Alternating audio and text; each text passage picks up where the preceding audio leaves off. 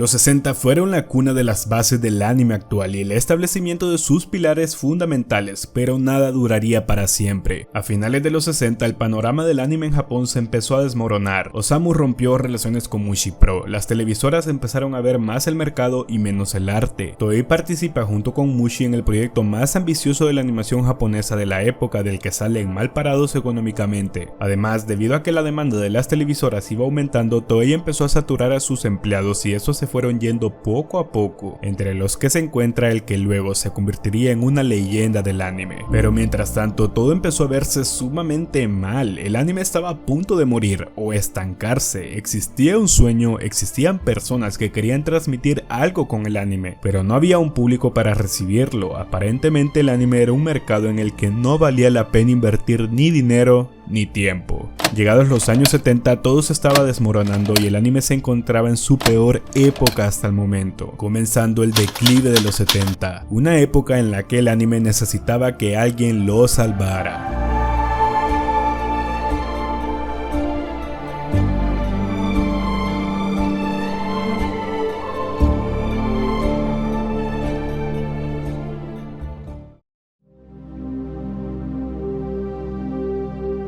Toei estuvo al borde de la ruina en más de una ocasión debido al problema que tuvo Mushi Pro, que hizo que Osamu se alejara un tiempo del escenario. La mayoría de trabajos recaía en Toei y por causa de sus problemas internos y financieros se verían incapaces de sobrellevar esta situación. Todo fue empeorando en los primeros años, pero fue hasta mediados de los años 70, en 1974, que Tomonori Imada es nombrado presidente de Toei, y es este señor el que salvaría a Toei y el anime de su ruina, o al menos de momento. Imada no es recordado por una mente creativa como la de Osamu, pero él era el cerebro tras escenas que la industria necesitaba desde un inicio. Alguien que creyera en el anime y supiera cómo funcionaba el mercado. Poco a poco y con varios movimientos acertados que Imada dio, Toei lograría sobrevivir en sus peores años y lograría poner nuevamente el anime en el mapa. Las televisoras querían transmitir anime de nuevo y al fin empezaron a ver señales de exportar el anime al extranjero. Desde la creación de Toei, Imada tenía una convicción muy fuerte. La animación es el único producto que la industria japonesa de la televisión puede exportar al mundo. Como dije, Imada creía en el anime, pero lastimosamente estas palabras aún no se cumplirían. Aún faltarían algunos años para que la filosofía de Imada cobrara vida. Imada fue un punto y aparte en la historia de Toei. En la segunda mitad de los años 70, Toei empezó a promover las que serían sus primeras obras de renombre, como Mazinger Z o Candy Candy, por mencionar algunas. Aprovechando el boom de fama que los robots gigantes tenían en esa época, Mazinger Z pudo ganar terreno fuera de Japón, logrando Toei junto con otros animes icónicos como Doraemon o Mobile Suit Gundam hacerse un nombre y hacer que el mundo nuevamente volteara a ver a Japón y su animación, algo que solo Osamu Tezuka había logrado hasta la fecha. Finalizando los 70, Toei había superado su crisis y con el nacimiento de la Shonen Jump, que producía obras más constantemente, ya eran reconocidos como uno de los grandes del medio. Sin embargo, el anime aún no era lo que estaba destinado a ser. Aunque había logrado grandes cosas y había establecido sus bases, fue hasta en los años 80 cuando el anime nuevamente demostró de lo que era realmente capaz. Finalmente entramos a la década de los 80, la era dorada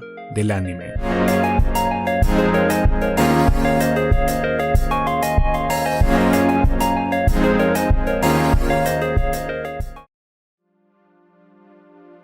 Si tuviera que decir cuáles fueron los años más importantes del anime, sin duda alguna los 80 se llevan este título. El boom del anime en los 80 fue algo que nadie vio venir. Si bien es cierto, ya muchos autores apostaban mucho al anime debido a su gran potencial, pero el despegue que el anime tuvo en los 80 fue algo anormal. Ahora el anime ya no era una imitación de Disney como la mayoría lo veían. Habían descubierto una manera de contar historias totalmente diferente a lo que estaban acostumbrados, partiendo de la base que Osamu Tezuka impuso en los 60. En la primera mitad de los 80, Toei se enfocaba en adaptar los mangas que más popularidad ganaban de la Shonen Jump. Fue en estos años, comenzando la segunda mitad de los 80, cuando nació la emblemática Dragon Ball de Akira Toriyama, el cual sería un éxito sin precedentes años más tarde y que en los 90 sería responsable de la popularización del anime en Latinoamérica. Además, en esta misma década también vio la luz Saint Seiya y Hokuto no Ken, por mencionar algunos de los más recordados. Como dato curioso, en 1985 sucede otro de los acontecimientos acontecimientos más importantes en la historia del anime, pero que tardaría algunos años en tomar fuerza, de lo cual hablaremos un poco más adelante. Como sea, Japón estaba viendo los mejores años del anime, redescubriendo géneros y avanzando a pasos agigantados en su animación. Mientras tanto, en el resto del mundo,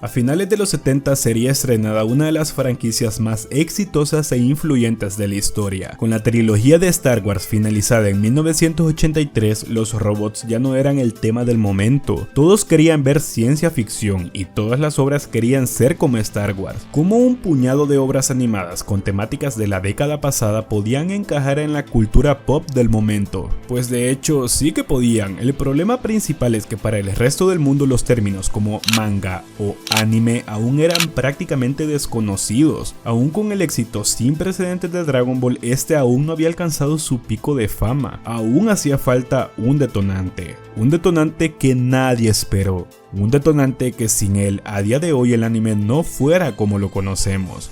Una bomba a punto de estallar llamada Akira.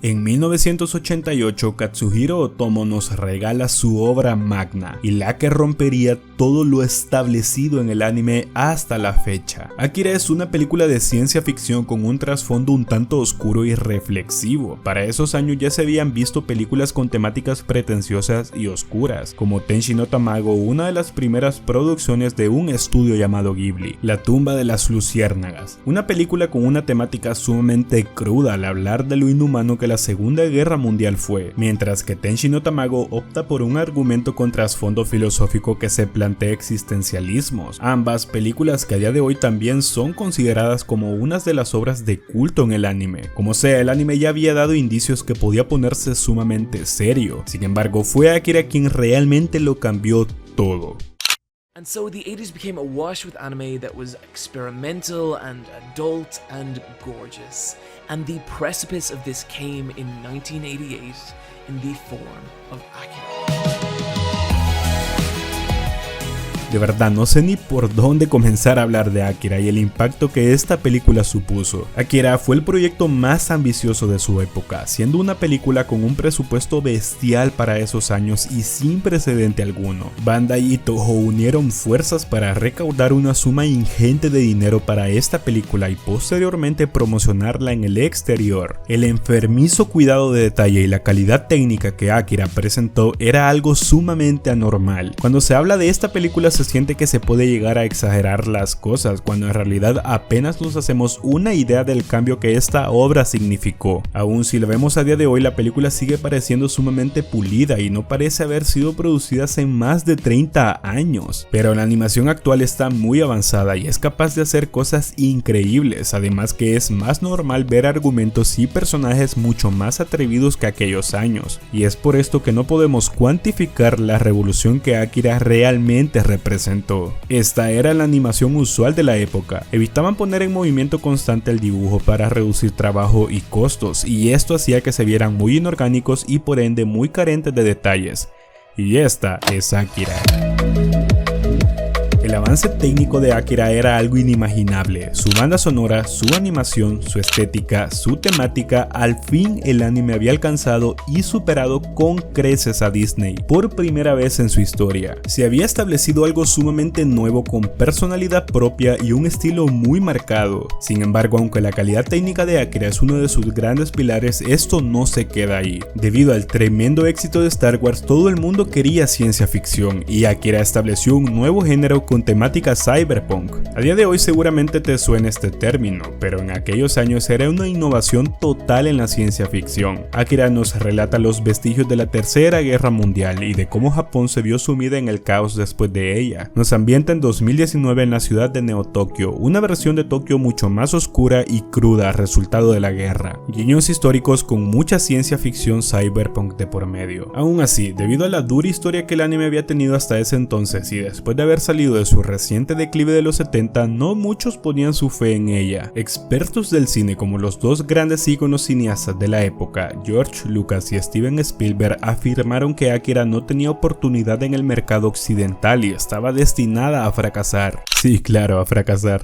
Akira era fascinante, nos introducía en una nueva cara del género de la ciencia ficción y lo hacía de manera muy seria. Era imposible no voltear a verla. Otomo creó un abismo en el que caes o intentas volar por encima de él, pero no hay posibilidad de ignorarla. La animación hasta ese entonces era considerado como algo exclusivo para niños debido a la imagen que Disney había dado ante el mundo. Pero Akira nos muestra una historia cruda en la que no nos queda claro quiénes son los héroes y quiénes son los villanos. Solo hay personas, humanos tratando de sobrevivir y sufriendo las consecuencias de la estupidez humana. Todos estaban admirados con Akira y con lo que el anime era realmente capaz de hacer. A día de hoy las heridas que dejó el bombardeo de Japón siguen doliendo, y en esa época estaban aún muy abiertas. La Guerra Fría estaba en proceso, nacían grupos izquierdistas radicales en contra del ideario estadounidense en Japón. Todo esto fue una influencia directa en la temática tan oscura y autodestructiva que Akira planteaba, haciendo no solo una película muy buena, sino que una obra con un trasfondo cultural y filosófico muy fuerte. Akira era un mensaje, era una expresión que fue cuidada a detalle plantándose ante el mundo entero, demostrando que tenía algo que aportar realmente. El legado de Akira es eterno. Décadas después de su estreno sigue siendo inspiración para muchas de las obras conocidas a nivel mundial, como el episodio 8 de Star Wars o Stranger Things. Tanto en aquella época como ahora es imposible no voltear a ver a Akira. O estabas con Otomo o estabas en contra de Otomo. Si bien es cierto y como ya repasamos, en la década de los 80 nacieron grandes joyas que serían encargadas de la popularización del anime años más tarde, como Dragon Ball y otros más. Sin embargo, estas obras aún siguen siendo percibidas como parte de los 80, la época dorada del anime. Pero 1988 es un punto y aparte, el evento más significativo en la historia del anime. Akira cambió la forma de entender el anime para siempre. Otomo marcó con Akira un antes y un después, y es a partir de aquí que el anime tomaría un nuevo rumbo, un rumbo que lo llevaría a arriesgarse y ser más ambicioso y atrevido, experimentar nuevos géneros y trasfondos mucho más complejos, llegando a la década de los 90, década en la que el anime gracias a Akira se había hecho al fin un nombre a nivel mundial y experimenta una metamorfosis que definirían su desarrollo los siguientes años, además de la infancia y adolescencia de los nacidos en esta época. A partir de aquí empiezan los años más creativos y atrevidos del anime, lleno de autores inspirados con lo que Otomo y Akira habían logrado, deseosos de transmitir algo con sus historias, autores que tomarían el sueño de Osamu Tezuka y el impulso de Otomo y que se encargarían de guiar al anime a la grandeza a la cual estaba destinado.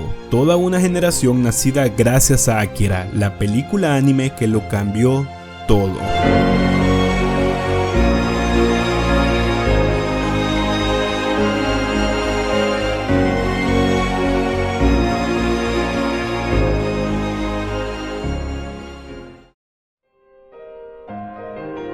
Sin embargo, antes de hablar de todos estos referentes luego de la época dorada, es de vital importancia que nos detengamos por aquí y analicemos a una auténtica leyenda viviente del anime igual de importante que Osamu Tezuka. Regresamos un poco apenas a 2 años antes de que Akira viera la luz. En 1985, de manera muy silenciosa y sutil, se funda el mítico estudio que lograría todo lo que Tezuka 30 años antes visualizó como un objetivo casi imposible, de la mano del señor que tomaría el liderazgo para continuar todo lo que Akira había comenzado. ¿Recuerdan al joven talentoso que hacía fondos en Toei hace varios años y lo dejó en los 70? Este señor junto con Isao Takahata fundan su propio estudio que, aunque en sus primeros años no gozó de mucha popularidad con sus primeras 2 películas, esto simplemente fue la calma antes de la gran tormenta que sus obras traerían al panorama mundial, un impacto comparable con el de Akira, que incluso en los años venideros sería conocido como el verdadero Disney oriental, llegando al punto de incluso superar a este máximo precursor de la animación y haciendo finalmente realidad el sueño del dios del manga Osamu Tezuka, convirtiéndose en el estudio de animación japonesa con mayor renombre de toda la historia, el sucesor de Osamu Tezuka,